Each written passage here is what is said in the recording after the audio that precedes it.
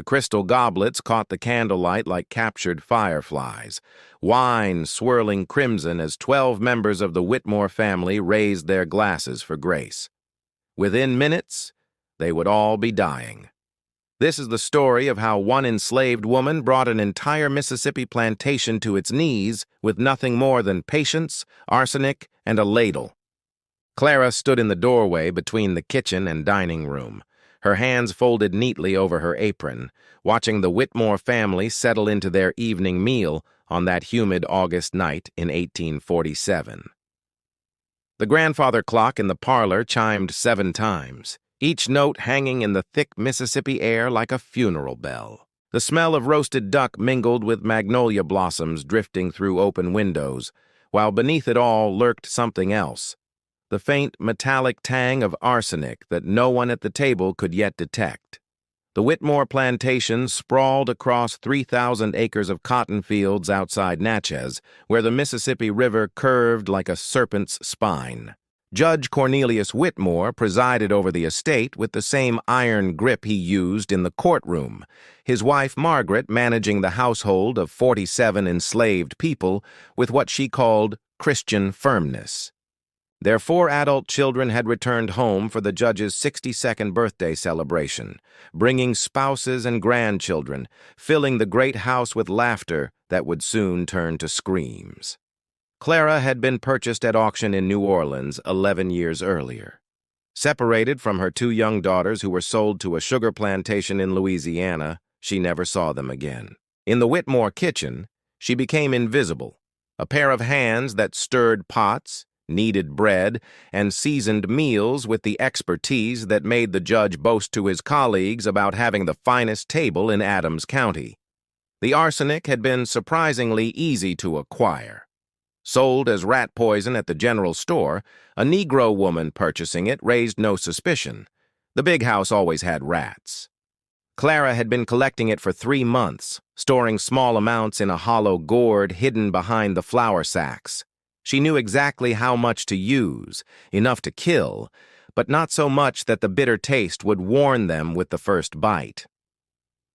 The youngest grandchild, 6-year-old Emma, pushed her vegetables around her plate. "These taste funny, grandmother?" "Nonsense," Margaret replied without looking up from her plate. "Clean your plate. Clara's cooking is above reproach." The horrible poetry of it.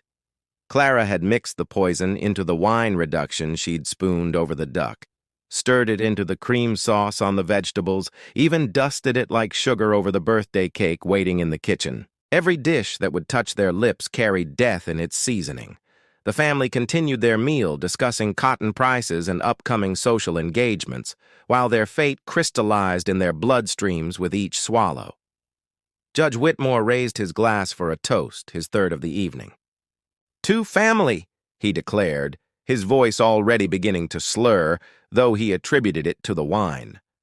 "To prosperity. To the natural order of things." Clara's fingers tightened on the doorframe. By 7:45, young Emma had vomited onto the tablecloth. Her mother rushed to her side but found her own legs buckling. The judge tried to stand, his face flushing purple, hands clutching his throat.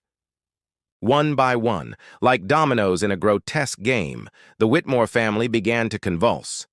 "The food!" someone gasped. "We've been poisoned!" All eyes turned to the kitchen doorway. But Clara had already disappeared. The dining room erupted into chaos, chairs overturning, bodies hitting the floor. The youngest Whitmore son crawled toward the door, only to collapse inches from escape. Margaret Whitmore, even as foam gathered at the corners of her mouth, had enough strength left to scream one word that echoed through the plantation quarters. "Clara!" But here's what the historical record doesn't capture: the other enslaved people in the house that night. The footman who could have run for the doctor but walked slowly instead. The housemaids who heard the screams but finished folding laundry before investigating. The stable boy who saw Clara heading toward the river with a bundle but told no one until morning. What would you have done, standing in that doorway watching your captors suffer? Would you have helped? Or would you have disappeared into the night like smoke?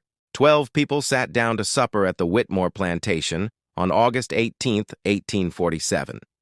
By morning, the big house would be silent as a tomb, and Clara would be 20 miles downriver, following the Underground Railroad's invisible map toward a freedom she'd purchased with arsenic and rage.